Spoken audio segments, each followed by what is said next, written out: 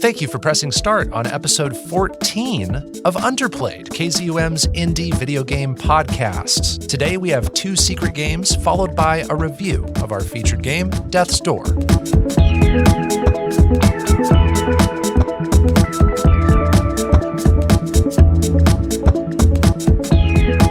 Here on Underplayed, we review indie games of all kinds, the games with small budgets but big hearts, the lesser-known experiences with imaginative ideas.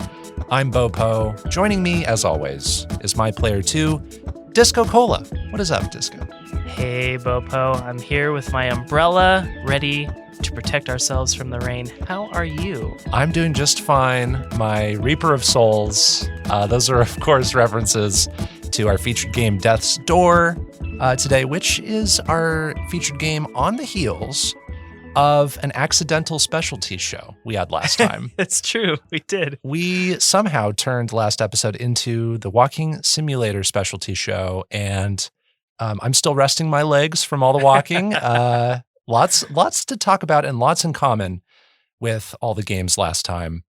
I have a hunch that today we'll have a little bit more variety in the kinds of games we're talking about, especially with the secret games. Okay. Well, that must be coming from you because you know how I like to play the secret games. So. Yes.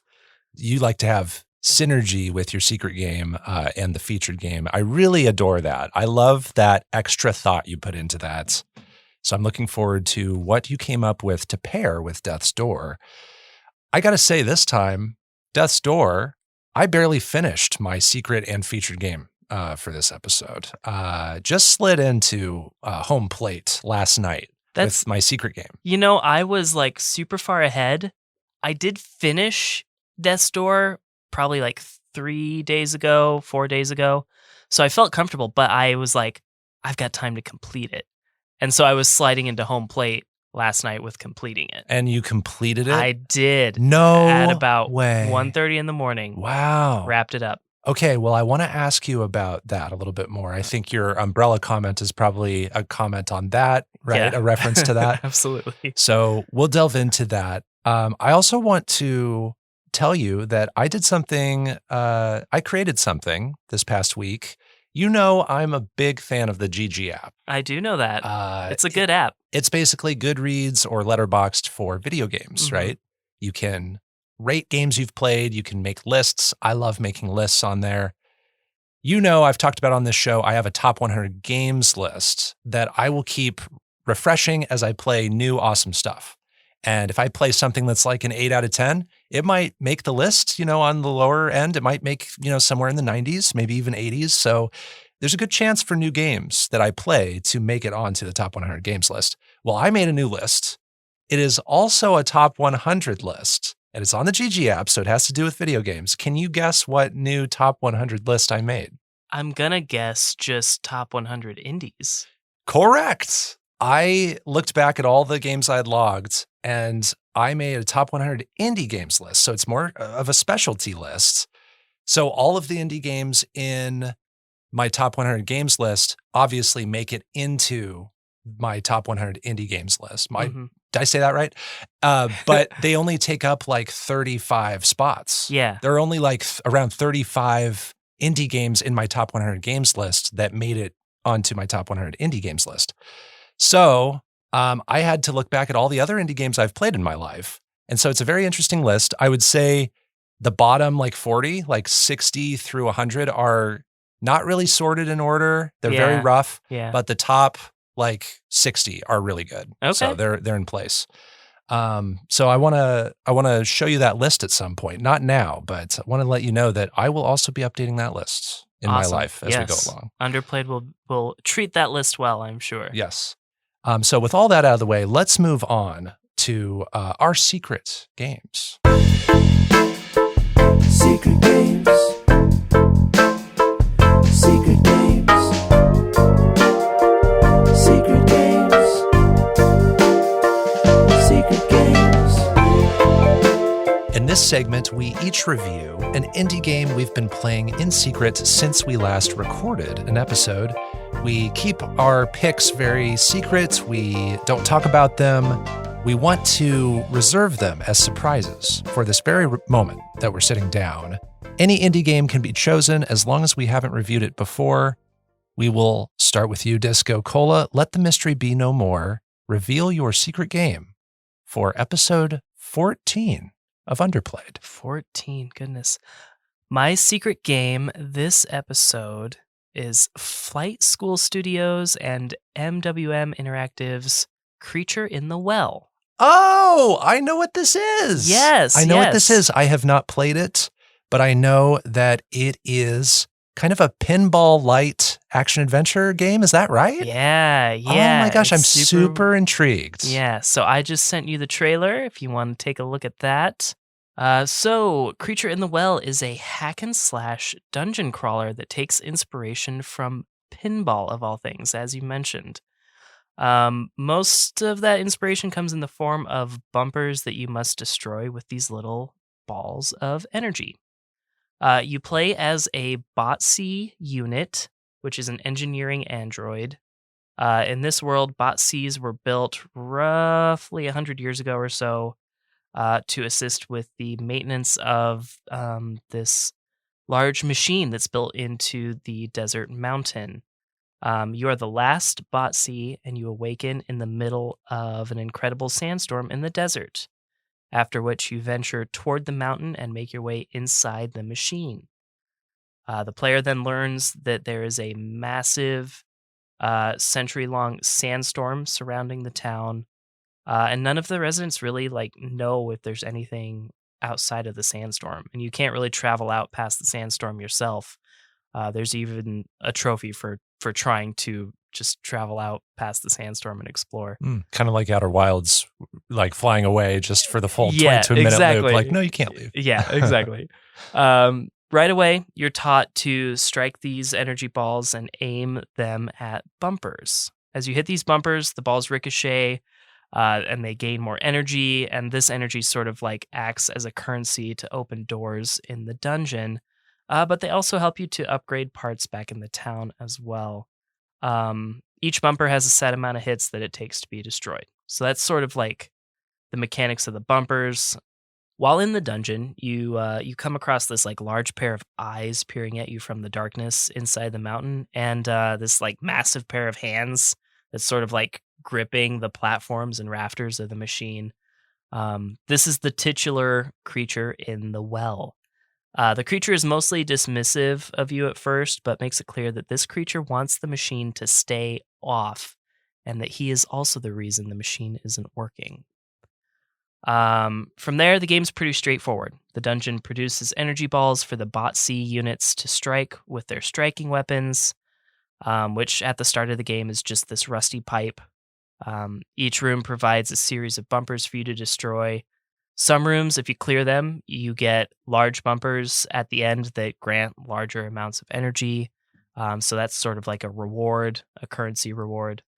And as you explore further into dungeons, you come across new elements that make your pinballing a little bit more difficult, such as cannons that shoot corrupted energy balls at you, EMPs that cause massive AoE damage, and bumpers that are on timers.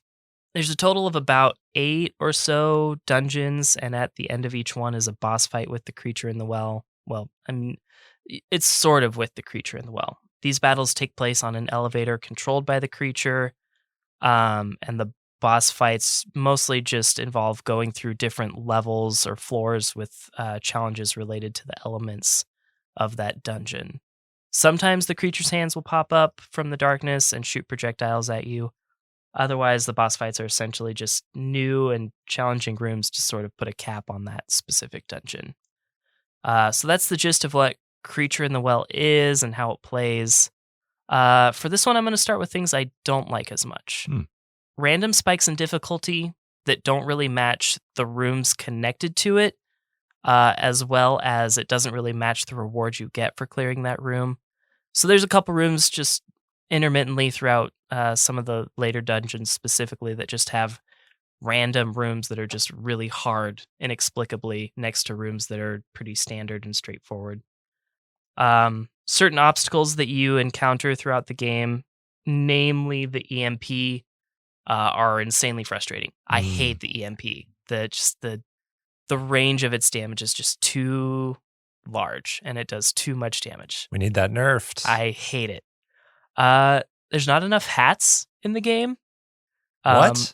That's a criticism I've never heard you give. Yeah, there's some collectible like cloaks in the game. They're just mostly for looks and they're awesome and they're fun to find.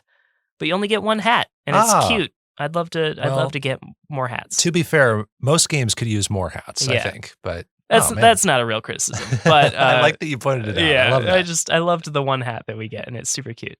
But I suppose that would be kind of like a criticism of something else, and that's that I wish the game was a little bit longer. Oh.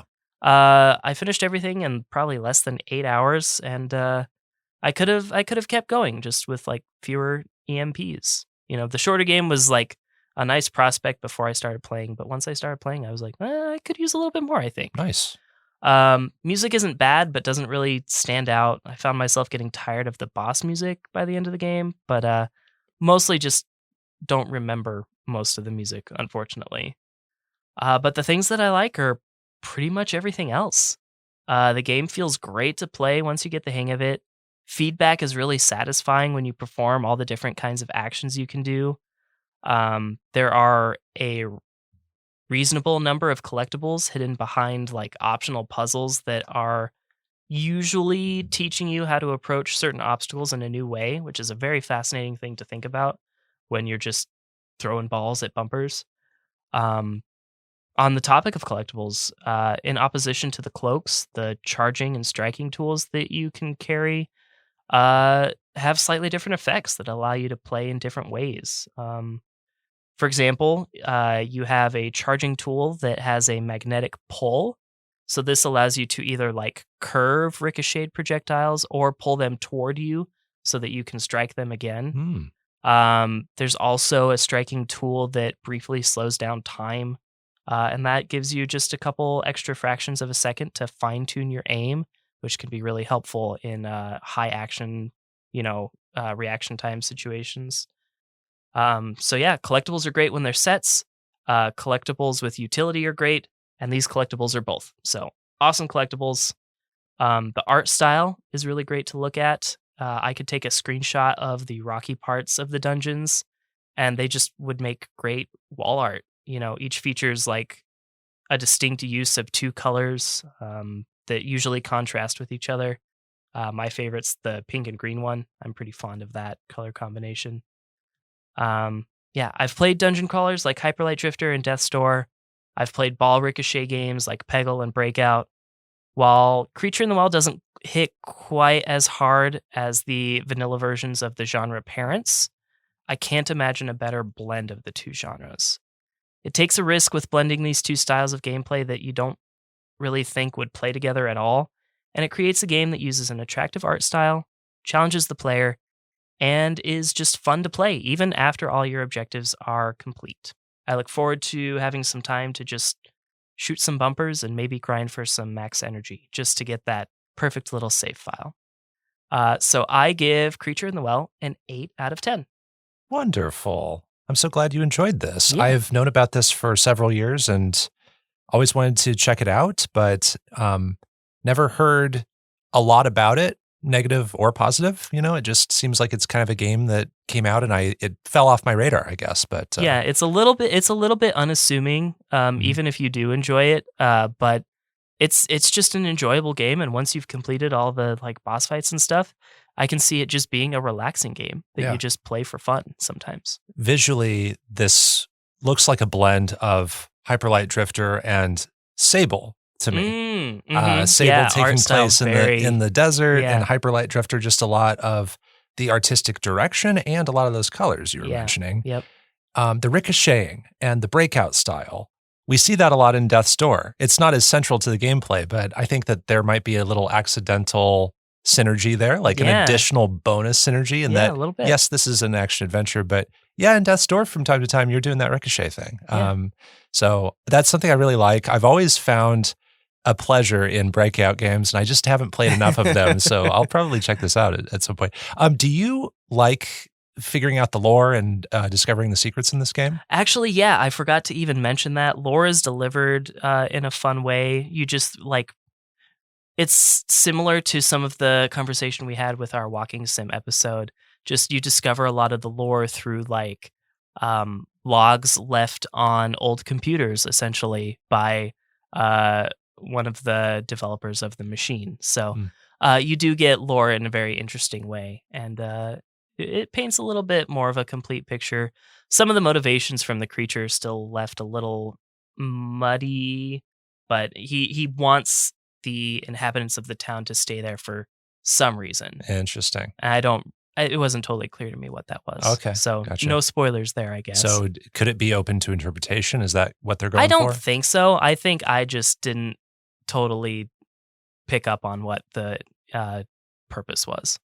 If you and I stepped into an elevator and you were giving me a quick pitch on this game before we got off, would you say that this is a pinball game with action adventure elements, or would you call this an action adventure game with pinball and breakout elements? Or is it not that simple? I would probably say the latter, honestly. I think it is that simple. I think it's an action adventure game. I might not even say it's too much of an adventure. It's pretty enclosed. So I would say it's an action game with pinball elements.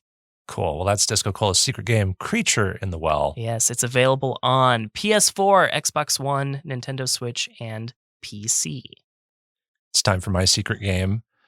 My secret game is Grapple Dog. Nice, dude. This is a 2022 2D platformer. It was developed by Medallion Games. It is their first game, and from what I can tell, mostly developed by one person named Joseph Gribben, who is very active on Twitter and has done a great job at promoting this game. It's published by Super Rare Originals, their first game as well. So as we sit down to record this game came out about 2 months ago, very fresh, and one that I haven't known about for too long ahead of release. I'm going to read the game synopsis from the Steam storefront for Grapple Dog.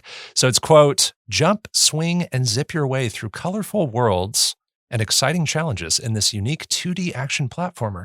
Master the power of the grapple on your adventure to save the world, end quote. I would say this game has a surprise synergy with Death's Door, kind of like the breakout, knocking projectiles back with Creature in the Well. This game has a grapple and Death's Door has a hook shot, so I didn't expect that. So in this game, you play as Pablo the dog, who can run, jump, and use his grapple hook to navigate 33 levels across 6 worlds. Overall, this has a very simple and cliche story.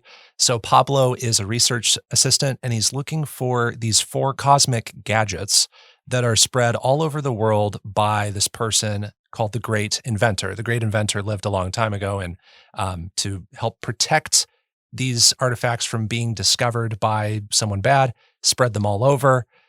And Pablo is looking for them. While exploring some ruins, he finds the titular grapple, and he frees a robot named Null, who I think has like a very kind of Mega Man name to me. I think there is a character named Null. Is there really? I don't remember for sure, but you're right. Yes. Well, Null turns out to be the antagonist. Null wants to be freed because he wants to find the 4 cosmic gadgets as well, but use them to destroy the Earth. So Pablo has to find the 4 gadgets before Null and defeat his swarms of robots. Pablo has a couple of sidekicks. So there's a bird named Professor who Pablo works for. And then there's also a bunny named Tony. And Tony and Pablo have this really adorable crush on each other throughout the whole game, too. All the dialogue is text-based, and Pablo can talk to his sidekicks and other animals he runs into in the stages. So there's a stage where you'll run into an otter. There's a stage where you'll run into actually, I think a raven or a crow, another potential synergy with Death's Door, and another one where you run into a polar bear. And so you can have text-based dialogue with them. The game overall has really colorful, pixelated graphics. The graphics here have a really nice chunkiness to them. And what I mean by that is that they have really thick stroke lines around all the sprites. Everything is very clearly defined. You're never questioning what you're looking at. Does that make sense? Yeah, a little bit like a Yoshi's Island on the Super Nintendo. Yes, thick lines. Great comparison. The stages are quite long, but they have several checkpoints. I'd say the average stage could take upwards of 10 or maybe even 15 minutes to complete. So they were longer than I expected. If I had to describe this to somebody in a quick pitch, I would say this game is like if Donkey Kong Country and Bionic Commando had a baby. So Donkey Kong Country, a lot of those ideas are borrowed here. Bionic Commando, the central gameplay core there is using a grapple hook and not really relying on a jump. There are multiple kinds of platforming, obstacles, hazards, and enemies. And there are also these surfaces, always represented with the color blue, that indicate places where you can attach your grapple and swing. When you see the color blue in this game, you know I need to attach my grapple to that. That's how I will make progress. When you're actually attached to something, you can build momentum by swinging back and forth and go really fast, and you can end up chaining together multiple jumps and grapples in a quick sequence. And that's where this game can really feel kinetic and fast. Pablo can also run in the same direction for a few seconds, and when he does that, he will build up a momentum meter up in the upper left-hand corner, and after a few seconds, it will turn into a run. And that takes the place of your classic Mario or Donkey Kong Country, like holding a button to sprint. So really here it's simplified. You're just running in the same direction, and then you're sprinting automatically. Each stage has hidden purple gems to collect. There are 5 of those, usually requiring finding hidden paths or walls and then doing an optional bit of platforming. There are also 250 pieces of fruit in each level. If you collect enough of those, you can earn up to 2 additional purple gems. So you can, in most stages, earn up to 7 purple gems. And the gems are really used to access boss stages in each world. And then at the very end of the game, you have to collect every single gem to access the hardest content that you get after the very final mission.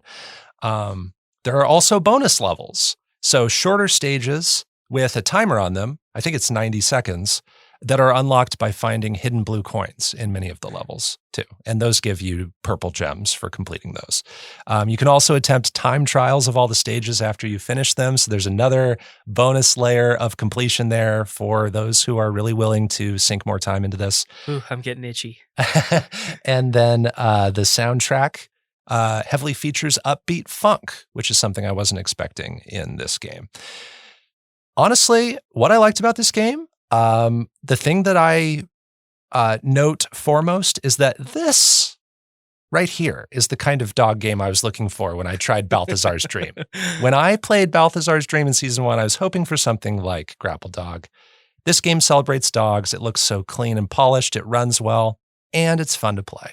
The gameplay constantly feels quite fresh because stages will introduce kind of a gimmick. They all feel like they have their own ideas, and the difficulty increases as you explore all of the worlds. The grappling at the heart of the gameplay is quite fun. Building momentum through swinging is exhilarating. Using the grapple to zip into enemies is satisfying. As you're jumping through the air, you have an aiming reticle, and you can just gently point your either analog stick or D-pad in either left or right, and it will kind of intelligently know what you want to point at. And I never had frustration with that. And sometimes you're underneath an enemy and zipping up into them to destroy them is just so fun. This steals so many ideas from Donkey Kong Country, which you could argue doesn't make the game terribly original, but the things that it steals are really great. And I'm glad that it stole those things. The overworld level selection. It actually reminds me of Donkey Kong Country 3. Specifically, you're in a boat with your colleagues and going around to all the stages, and all the stages have like, a little miniature version of them represented in the world map, and everything is just so cleanly presented. The bonus stages have you collecting gem fragments, defeating enemies, and racing to the finish of an obstacle course. That's so much like the bonus stages in DKC, in DKC 2, like the those stages, that is lifted and brought into this game. So if you like those, you'll have a lot of those to play here too. I think the pixel art is gorgeous. The whole presentation is so charming and colorful. The characters are very cute and expressive. Even when Pablo gets hit, his eyes will widen, and in the moment, it's very like pitiful in an adorable way. Like you don't want him to get hit. I feel sorry for him when he gets hit, but also I just go, oh, his eyes are so wide. He's so cute. And then when Pablo runs into otters and frogs and polar bears and he talks to them, alongside the text on screen, the animals will vocalize their sounds. And so Pablo will do like a, and then the polar bear will go, and it's just so fun to listen to. I love how they sound. This game also surprisingly has some interesting accessibility options for those who might want an easier experience. So you can activate unlimited jumps. You can activate no damage mode, and there really isn't a penalty for that. I think there might still be some things that damage you, but I'm not sure what. So for maybe young kids or people who get far enough in the game and just don't feel patient enough with platformers to try again, you can turn these on and the experience remains seamless. And then another thing I really like, you can pet Pablo. You can pet the dog in the game. And How? well, at the end of the stage, if you've done well enough, if you've collected all 5 purple gems and collected at least 220 of the fruits in the stage, earning you the 2 bonus purple gems, you will get a prompt. You can press one of the face buttons and a hand will come down on the screen. Pablo's standing to the left and it'll just pet him and he'll look really happy and satisfied that you pet him. It's so nice. And this is kind of a thing with games with pets like dogs and cats. Does your game allow the player to pet the animal? I mean, this is a thing that's kind of gained a lot of popularity the past few years. There's actually a Twitter account called Can You Pet the Dog? Yep. And it's got over 500,000 followers at time of this recording. And it's a Twitter account entirely devoted to letting you know if the game you're about to play allows you to pet the pet in it, right? Mm-hmm. So I'm glad that this game allows you to pet Pablo. And I'll also say the last level is very ambitious. I really liked the last level of this game. It mixes up a lot of the ideas from the previous 29 or so stages you've played up to that point in a really satisfying way. Some things that disappointed me a little, and this first one is a little big. Something about the jump in this game is off. I don't know if I can accurately describe it with words. I think you might have to play it to exactly know what I'm talking about, but it might feel a little floaty. Another way I might describe it is you can adjust your trajectory while you're mid-air partway, but not completely like you would ideally like to. And I don't know if it's designed that way to help accommodate how the grapple works. But a side effect of this is that small jumps can be really difficult to aim. When you're on flat surfaces and you're not grappling, and you just want to jump on like a Goomba-sized enemy, that can actually cause you to overshoot your jump without meaning to or undershoot it. And I would get frustrated at kind of the more basic jumping parts of this game sometimes. But you kind of get used to it. I feel like the first few hours, it was a little bit more frustrating than my last, like maybe 4 hours with the game. The running and swinging are still great.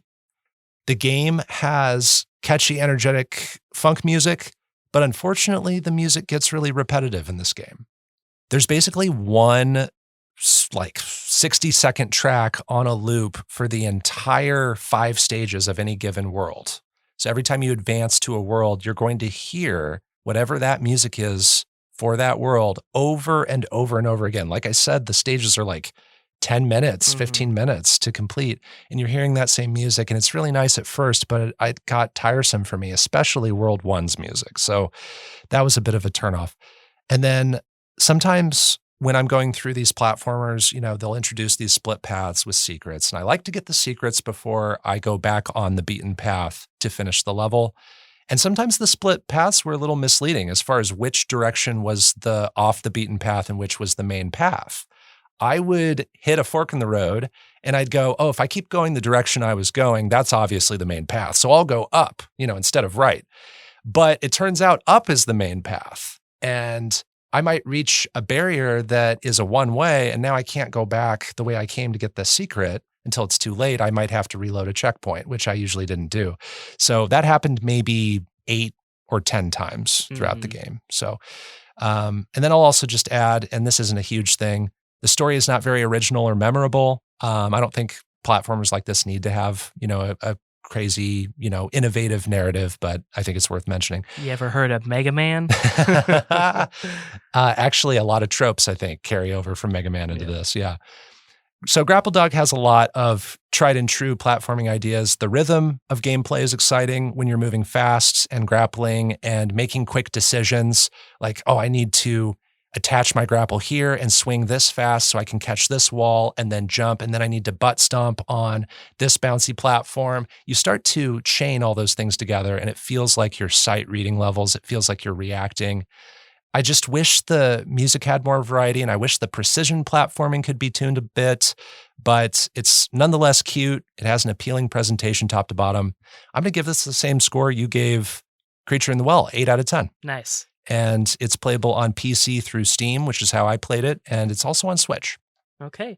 I noticed what you're talking a little bit about with that jump. I remember mentioning how I have that sort of sense about jumps a couple episodes into season 1. I don't remember which episode it was. It might have been Balthazar's Dream. It might have been. I think you're right. Might have been. And so yeah, I kind of see what you're talking about. I can sort of feel it in my hands when I'm watching it. Yeah. And it does kind of feel like when I look at it, I wouldn't say floaty, but it kind of seems like you're in Jello a little bit. I think that's kind of accurate. Just like you're it's like running through water, I guess. Yeah, it just kind of seems like that just by looking at it.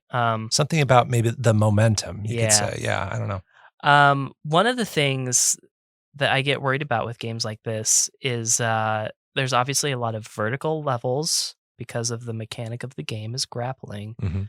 When you're dealing with vertical platformers, it can be really easy to have to do a lot of trust falls when you have to eventually descend instead of ascend.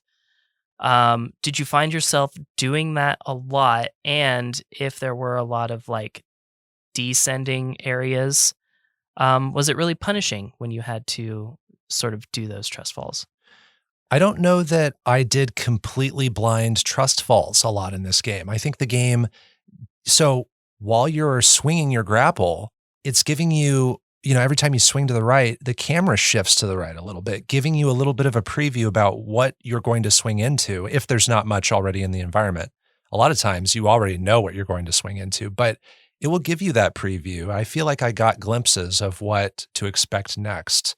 I just couldn't see the thing that was, a full screen away, but I Mhm. would see that on the next grapple, so I don't feel like I would blindly go in. And as far as like falling down, I don't Yeah. think there was a lot of that in the game too. I think there's enough hints in the corner of the screen to just let you know either there's nothing down here, or hey, there's like a little corner of an edge that looks like it could be an invisible wall. I should go explore that. And I'd Okay. usually be right about that. Okay. So you kind of learn the language of what this game is trying to do. I think it does a really good job actually at giving you little hints and previews of what to expect with any direction as far as where you can go. So, Cool. yeah. Cool. Thanks for making me think back on that. I actually didn't consider that. Yeah. Another thing, just out of personal curiosity, like what's your percentage on this game that's way bigger than I anticipated?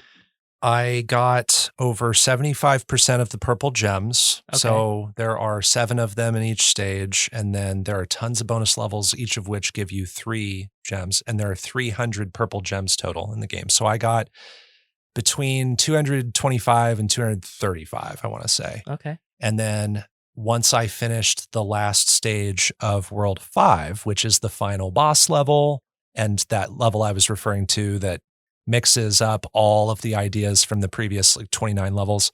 After that, you unlock World 6, which are the 3 harder bonus levels. And I only had enough purple gems to unlock the first one, and I played that one last night. And that one I finished. It wasn't like morbidly hard, but it definitely was kind of a step up from most of the other levels.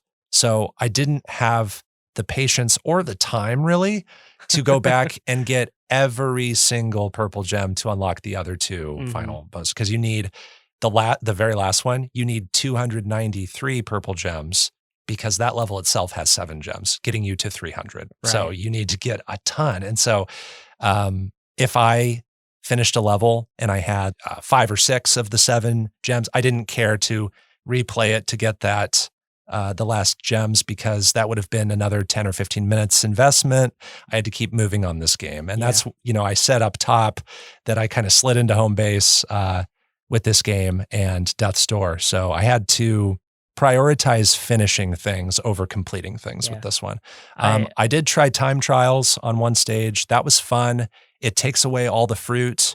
It takes away all the purple gems, I think, and it will give you a little health pickup from time to time. So it's meant for you to just do a speed run of the whole level without dying. And I forgot to mention there is a hit system. When you get hit your 4th time, I think you have to start from your last checkpoint. So, yep. Yeah, I had every intention of getting this game myself. I know that we've both been talking about it, and I don't think its moment is over yet. I still think it has a life ahead of it. Yeah.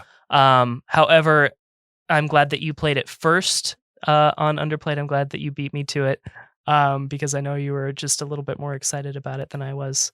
And I'm glad that I got to hear a little bit about it because it gives me a little bit of pause in playing on my main profile, and this might be a game that is a little bit too big for me to play on my main profile, and I might play it on my secondary. Oh, interesting. Yeah. Well, are you talking about PlayStation? Yeah. It's not on PlayStation. Oh, okay. Well, I can do that anyway. Yet, at time of recording, it's just on PC and Switch. So little risk in ruining your trophy profile or whatever. So yeah. True enough. It does have Steam achievements, and from what I can tell, they're all pretty attainable. And if you want to cheat it, I think you can activate those accessibility options, the no damage and unlimited jumps. That would probably help you get all that stuff. And I think the completion rate was pretty high on those achievements. So yeah. Those are our secret games, Creature in the Well and Grapple Dog. Let's move on to our review of Death's Door. It is our featured game.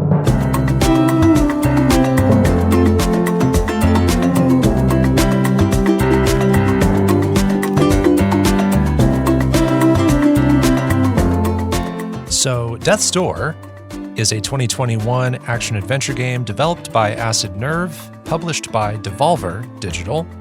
I'm going to read the synopsis from the Steam storefront. Quote, reaping souls of the dead and punching a clock might get monotonous, but it's honest work for a crow. The job gets lively when your assigned soul is stolen, and you must track down a desperate thief to a realm untouched by death, where creatures grow far past their expiry. End quote. This is Acid Nerve's follow-up to a game called Titan Souls, which is a game I've never touched, but I've heard is very hard and kind of has a top-down action style to it. Have you looked into Titan Souls before, DiscoCola? No, I haven't, but in my notes, I sort of write about how I found out about Death's Door, and someone found my channel while I was streaming.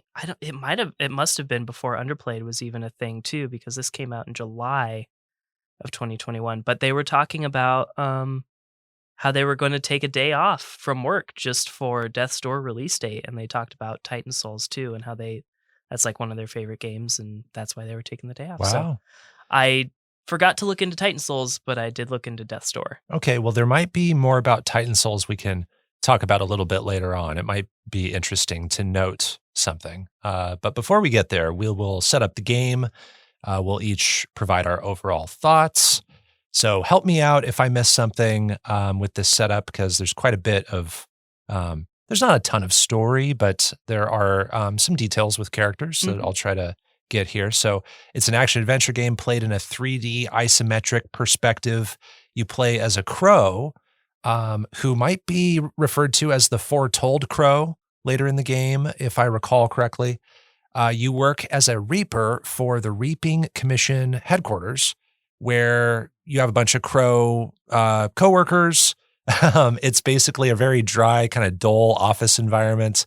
And but the upside to this place is these crows can live seemingly forever, but the catch is they must spend eternity collecting souls for their boss, the Lord of Doors.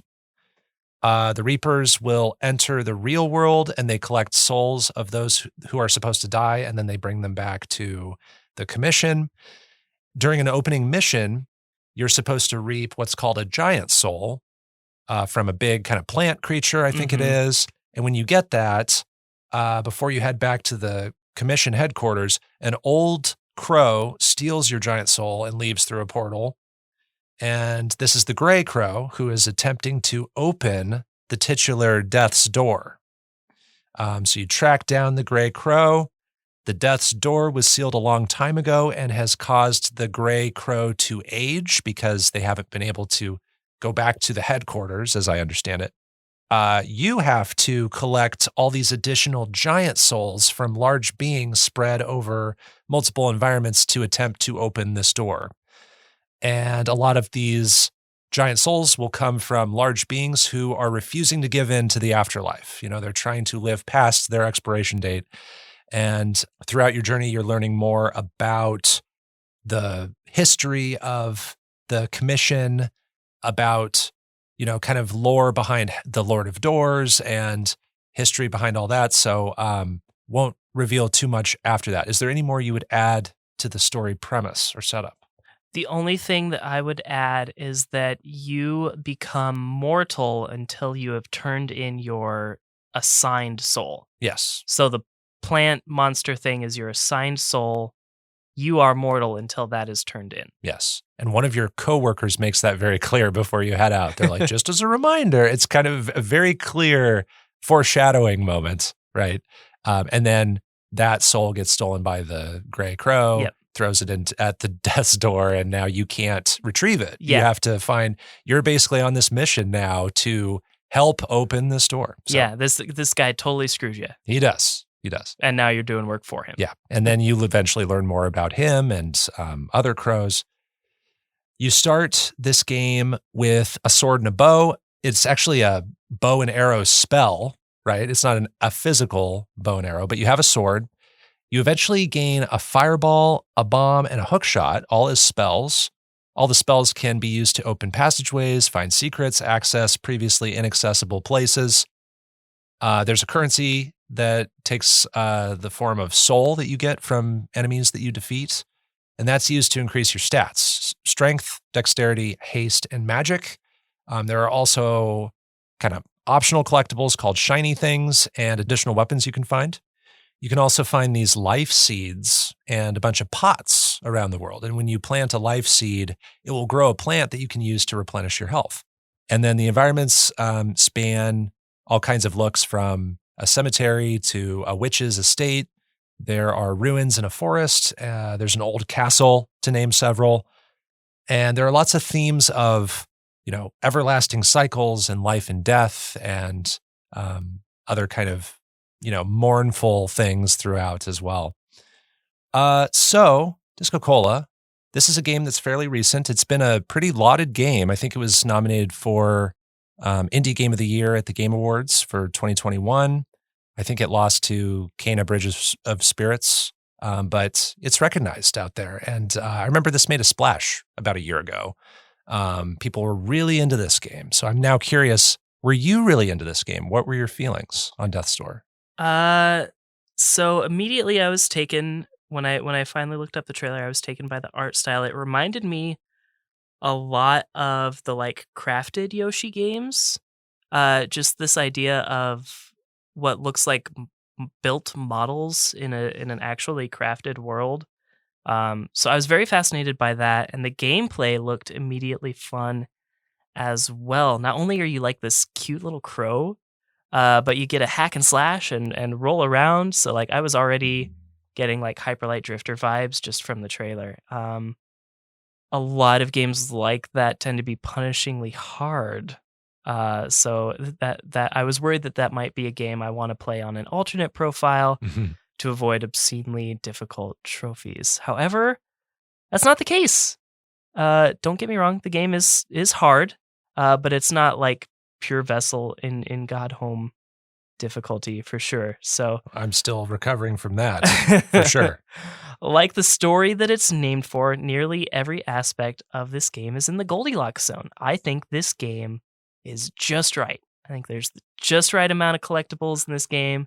I think the methods to obtain those collectibles is just right in most cases. I think the kinds of collectibles you obtain is just right. The game length is just right. The music is just right. You get the point. This game is just right. So I want to focus on a couple of things that really stand out for me, just because everything is just right, but there are a couple of things that really stand out above that. One of the cool things, if I may, is the illusion of choice. At the top of the game, when you confront the Gray Crow, he tells you where you can grab all of these big souls to open Death's Door. You're given the illusion that you can access all three at the top of the game. And you can't. You can't. You can only go to the Urn Witch's estate. Right. Right. But the way that cemetery is laid out, it's just big enough to test your patience. I want to figure out how to get to this other one instead. But it's so big and kind of twisty-turny that maybe you lose your patience, or maybe, you give up exploring and you're just fine, whatever, I'll go to the Urn Witch. You actually can't go to those other places. I'm sure there's a way to cheat it, Yeah. clip the game, skips. But there's a lot of places of illusion of choice. And even within those different realms, I found myself wondering, am I being tricked into going down this linear path, or am I actually choosing to go off the beaten path right now? Mm-hmm. And there was only one point where I was like, oh no, I actually can't go this way. There was one point where I was sure that I was being forced into a linear path in the castle. Mm-hmm. But otherwise, there were a lot of times where I was like, I don't know if I am the master of my own destiny right now. The game kind of tricks you into thinking you have great intuition Right. with where to go. Exactly. Because it's just so well designed. I would say especially Lost Cemetery. Yeah. Lost Cemetery, I think, is a really great example of complicated but not frustrating level design. Exactly. Another thing that stands out is just this moment in the inner furnace where the music and these moving platforms line up. Oh, yeah. It's so cool. Mm-hmm. That's a magic moment when you start getting those platforms to move. Another thing that stands out is the difficulty of bosses versus areas with large enemy spawns. Especially the first two main bosses, I found myself not particularly challenged. I'm like, oh, this game's fine. Yeah. But just areas where large amounts of enemies would spawn, Mm-hmm. those would be the hard hurdles for me. There are moments where you pick up new abilities, those magic spells, and you're thrown into this place called Avarice, and you have to face 4 waves of, large quantities of enemies. Or is that an example of That's an example. But those? even just traveling to the boss fight, there would be Mm-hmm. moments where the room would close off and you just have to beat this wave or two of enemies. And I found myself dying there more frequently than maybe the first 2 boss fights. Yeah, and I think just the way the world all fits together physically in relation to each different zone, super cool. It's satisfying. Yeah, it just thinking about it, abstractly, just where each location is in relation to each other. Very cool world. So that's pretty much my general thoughts. So I really enjoyed this game. I think it is hard, but I didn't find myself hard enough to the point where I wanted to give up. And I should have stopped 3 or 4 days ago when I finished the game and just wrote up my notes for Underplayed, but I wanted to keep going. I was excited to try the Umbrella Challenge. This game is fun to play. I give this game a 9 out of 10. Awesome. 9. Well, for my overall thoughts, you're going to hear a lot of the same things, because I would argue that this is the most we've ever been aligned on a featured game. There might be 1 or 2 others, but man, I think that this game is one of the best Zelda games that isn't called Zelda. And I think it's better than a lot of Zelda games I have played. I think it takes a lot of ideas from the action-adventure world and it just refines things. It strips out a bunch of the frustrating, time-consuming, monotonous things, and what we're left with is the gold in Death's Door. I agree about the combat. I think the combat is perfectly tuned in this thing. It is challenging enough to be rewarding to make progress, but surmountable enough to never be frustrating. I was not frustrated once playing this game, but I was never bored. And I did not sail through without dying. I probably died 30 to 50 times total. You know, I died several dozen times at least. And I still just wanted to keep playing. And I had a hard time putting this game down. There was a Saturday where I played and played and played and just didn't put the controller down. I think the speed specifically is just right. I think it's slow enough to react to enemies, but fast enough for enemies to still surprise you from time to time. And then you learn and then you kind of have that enemy down. And I had a little moment of failure, but now I can move on. I was so impressed by the number of times I would get into these big fights, these scraps, and I would emerge with my heart racing and only one hit left, and it was my first try. That happened so much in this game. Yeah. I'm not trying to toot my horn or anything, but I think that's because of the gameplay design, not my talent going into this. I think it's very thoughtfully designed in that way to be exciting and challenging, but also possible to beat without frustration. I think the game prepares you really well for upcoming challenges. I agree the first two bosses aren't too difficult. I actually defeated the Frog King on my second try without getting hit. And I still felt the pressure and enjoyed the rhythm. A lot of the moment-to-moment parts of his fight are telegraphed in his stages leading up to him. Mm-hmm. It foreshadows things in that way. All the stat upgrades feel worthwhile and powerful. Upgrade decisions were both difficult and easy. Difficult because strength, magic, haste, dexterity, they're all very powerful. You're not going to waste any of your soul currency investing into any of them. So it's difficult to pick one. Like, do I pick strength or do I pick magic? Do I focus on, just reloading my magic with my melee attacks and then really focus all my damage in my magic? Or should I focus on speed? But the easy part of the decision was always, I know whatever I pick, it's going to make me better. The score is this beautiful fantasy folk. I enjoyed listening to this game top to bottom. There's a stage I don't really like. It's probably one of my least favorite stages, and it's the Overgrown Ruins. And the big reason I don't like it is because, like the Lost Cemetery, it is also twisty and big and lots of overlapping paths that snake. But it was just too big for me, and it was too kind of homogenous with how it looked. But I loved listening to the music in that stage. It helped get me through. I think the game walks a comfortable balance between feeling whimsical and gloomy too. There's just how this game feels. It's whimsical because characters say fun things. They quip. The world has a folklorish, gentle look to it.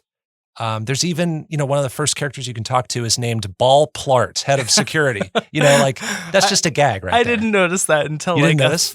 2/3 of the way through the game. Okay. He was the first guy I talked to, and I go, oh, we're doing this in this game. Cool. But there's something that feels very mature and serious in this game too. There's themes of death and mortality and purpose. There's a large mystery behind the death's door looming over the entire journey that I always kept in mind.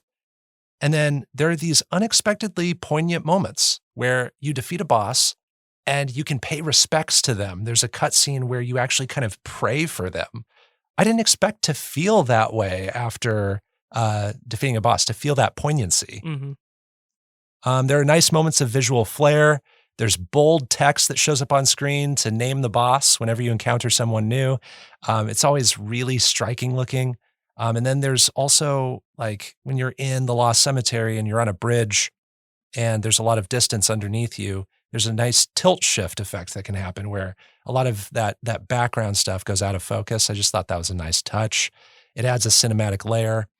And then this game has so many shortcuts. I love shortcuts in games. Dude, yeah. That is like catnip. That is reward catnip for me. Unlocking shortcuts as a reward for the work of fully exploring a room or a castle or some ruins. Give me a shortcut so that I can get back to where I need to go sooner. I think this has the same number of shortcuts as like Hollow Knight, and Hollow Knight has an absolutely massive map. You're constantly unlocking doors and activating switches and dropping ladders. And all that stuff has really nice visual and audible feedback too. It just feels nice to get all those shortcuts. If I were to point out some dislikes, I would just say not a ton here is original as far as, gameplay ideas or story ideas. I guess the story is pretty original, but it's not doing anything revolutionary. And then another thing that wasn't a huge gameplay breaking experience, and it only happened a few times, but I had occasional large artifacts that would pop in and sometimes obscure my path. And I actually took a picture of one of the most egregious moments where this happened. I don't know if this happened to you, but can you see that? Oh, what? Yeah, could you explain what you see there? That it looks like a giant flowy cone that just spawned at the top of a ladder. Yeah, so That's bizarre. yeah, it takes up a good percentage of the screen. So I just had that a few times, nothing major. And then I'll also add, you know about getting the secret ending since you've done all the trophies and stuff. There is quite a bit of work to get the secret ending, and I liked doing all that cleanup, all that collecting. But what I got as a reward, that secret ending to me was not too worthwhile. But I'd like to make a note about that maybe in a moment. So overall, Death's Door is a game that was hard to put down. It's not doing anything new, but what it does is very refined. The combat and difficulty are perfectly tuned. There's a really nice balance between feeling light and dark with its fantasy folk ethos. I also score this a 9 out of 10. Awesome. Yeah. Perfect. This is a great review. I love I'm this. so happy about that. Yeah. At the start of our episode, I mentioned my new top 100 indie games list and my top 100 games list. This game enters both lists. Can you guess where this game is now in my top 100 games list? Just overall games list. I'm going to say 83. No, it's actually much higher. Really? Yeah. Ooh. Now my next guess is 57. Actually, 41. Really? Yeah, and it might be recency. That might be playing a role here. It might end up being lower, but yeah, I put it at 41. Holy crap. That's high praise from you, my dude. Yes, absolutely. And I was going to ask you how this game compares to Hyper Light Drifter, because that's one of the first games I thought of when I started this. I mean, you can't ask me that question, but it's very good. Yeah, it's very good. I could see this if I had currently a top 10 indie games list, which is not as many indie games as you've played. I could see this being in my top 20, if not my top 10. Nice. I have started I did the post-game collection cleanup. Mm-hmm. I have not done the Umbrella playthrough, but I did kind of start it just so that the save file is prepped. I collected the Umbrella, I defeated the plant thing, and I got into the Lost Cemetery, and that's about it. So you finished all that. I did. Can I say that I'm really glad that you played the game vanilla first? When I finished it vanilla, I was really worried that you were optimizing the first time through. I was like, oh man, Bo's not going to have as fun a time as he could if he's doing the Umbrella run. I thought about doing it, but I actually saw someone online say, I recommend even if you want all the trophies or achievements, I recommend doing a normal playthrough with weapons and then just do a second playthrough. It'll be a fraction of the time because you know what to do. You're good at the game now. Use that for your Umbrella, and it'll just allow you to experiment and play the game probably more as it was intended. I'm glad I did that. Yeah. I actually had a thought maybe you would try the Umbrella run for your first one just to save time, but I'm glad you didn't. Too. I saw the same recommendation, but I thought this game looked good enough that I wanted to give it that justice. Mm-hmm. And something that's super rare is that this additional run is actually very exciting to me. I am looking forward to going back through with the Umbrella, using a weapon that has slightly different timing and, weaker damage to give me a little bit more of a challenge. I think it will add something new to this run, and the game's short enough, and I know enough about the game now that I don't think it will be too taxing on my free time. That is so rare for me to find in bonus or cleanup runs. I had a really monotonous time with that when it came to Axiom Verge. I think it's going to be the case for me if I try to clean up Hyper Light Drifter, unfortunately. Mm-hmm. I love that game, but doing that hardest difficulty run is just not really my thing. I think it's because this game is so well tuned Mm-hmm. and that I know what to expect going in, and I feel a confidence that I don't have with other games. I felt that too. When I finished, I was like, okay, I'm actually really excited to do this umbrella run. Mm-hmm. Like I was very happy to do it. And a lot of that too had to do with like when I was doing the cleanup on the first playthrough for like old collectibles and stuff, there wasn't too much that I felt was unfair. Like when I got to the end of the game, where I was like, okay, now I have to start looking stuff up. I was only missing one like life plant, one potted seed. And that felt so great to get to the end and realize that I'd only missed one, that I was being as meticulous as I thought I was being the whole time I was playing. I wasn't missing a ton. And that felt really nice. I was actually the same way. I was missing 2 life seeds, and I looked up where they were. The game actually gives you a great way to track down stuff you're missing, whether it's a shiny thing or a life seed or a pot, and found them pretty quickly. And they were in places where I just as easily could have broken open the box that they were under, and I don't know why I didn't in that moment. They were in obvious places that I, as the player, would have chosen to break open the box or look in a slightly hidden corner or something. So, and then the last 2 pots I needed to plant were off to the west in the estate gardens, or the estate of the Ernwich. Estate of the, yeah. Off to the west, just before the entrance to her mansion. Those 2, like, they almost seem like bonus pots. Those were the last 2 I needed to plant. Oh, nice. Yeah. Nice. So I didn't miss any of the quote unquote main ones, I guess. Mm-hmm. So I alluded to Titan Souls earlier, that being this game's predecessor. Found out something interesting after reading up a little bit about this game. And listeners, if you're very spoiler averse, I would just skip ahead, maybe like, I don't know, 60 seconds or something. I'm going to give you time to skip ahead, giving you time to hit the button.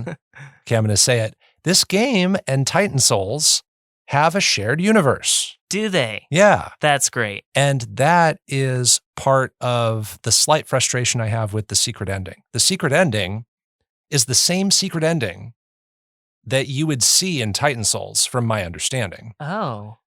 There's kind of a being that's revealed in the secret ending, and that ties into the story and lore of Titan Souls. So shared universe going on, no direct, like, huge story connections, but I believe Titan Souls, the events of Titan Souls lead to the world of Death's Door. Interesting. Yeah, so Okay. does that make you want to look into Titan Souls at all? Unfortunately, yes, it does. If anything, just to research a little bit. Yeah, I don't have a lot of time, but now I do want to play Titan Souls, unfortunately.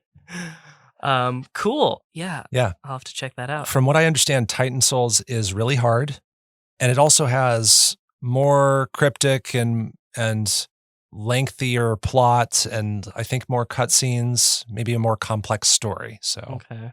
not sure if those are turn-ons for me, but might be worth at least reading about. Mm-hmm. I also wanted to ask you, is this game making a commentary on how we work ourselves to death? I thought about the commission headquarters and what the Lord of Doors is doing. I don't want to spoil too much, but I think that there might be a little bit of that going on, how we would value quantity over quality in some ways with how we end up spending our lives. So I thought it was interesting to at least think about. Yeah, I guess I picked up on something a little bit similar, but maybe from like a different perspective or whatever. I have a certain mindset, and I saw sort of like allusions to privatization of things that shouldn't be privatized. So I saw a little bit of that, but I guess those two are a little bit related. Mhm. I would say. There's a very strong bureaucratic nature Exactly.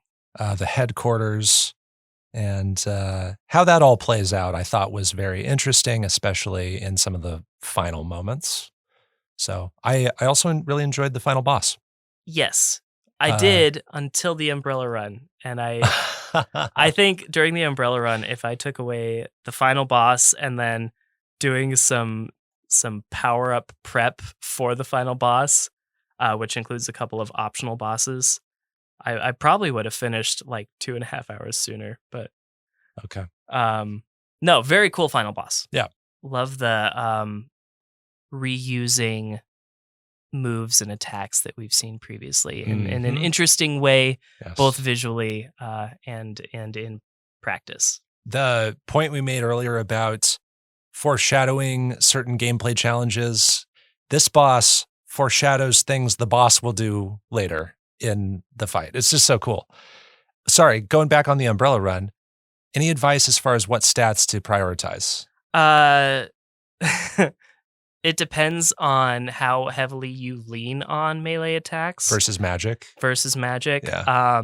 I find myself using magic a lot more than I did in my original run. Okay. Because I saw So- a tip about that. Just Yeah. focus on magic and just treat your melee attacks as reloading your gun, basically, like Yeah. Hyperlight Drifter. Yeah, I didn't do that 100%. I still basically I did everything except for dexterity. Okay. I didn't really focus on dexterity at all.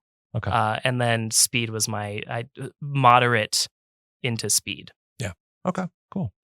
Any other points you want to mention about the game? Any favorite aspects, like favorite enemies, favorite bosses, favorite environments, anything like that? I love that the first two bosses included this like they call it a spark mandrill effect, where essentially if you hit the enemy with a certain weapon, it totally just like shuts them down so that they basically are immobile. And it's bonus damage. It allows you to get in and get a bunch of extra hits off. Exactly. It's optional. Yeah. Don't have to do it. So when I first started my vanilla run, I didn't really look at the trophy list because I was like, okay, I'm taking this recommendation to heart. I'm not even going to look at the trophy list. Unfortunately, those were missable and I didn't know about them. So Oh. I did have to include those in another run. But super cool. Haven't had a lot of games do that, unfortunately. Mhm. There's so many games that could just like add just like a little touch of fun, a little smirk for you if you just give those bosses a little bit of spark mandrill effect. But Yeah, love that. I didn't know about that term, but I definitely recognized it before. I did know about that stuff because I did just check to see if there are missable trophies. I won't delve into the whole list, but I just want to know what's missable.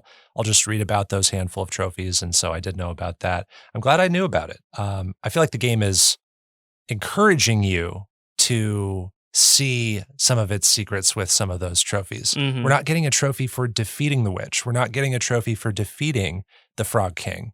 We're getting a trophy for using this exploit that in any number of other games might be so hidden that, less than 10% of players know about it. But Right. it's encouraging you to try those things out. I love that. So Yeah.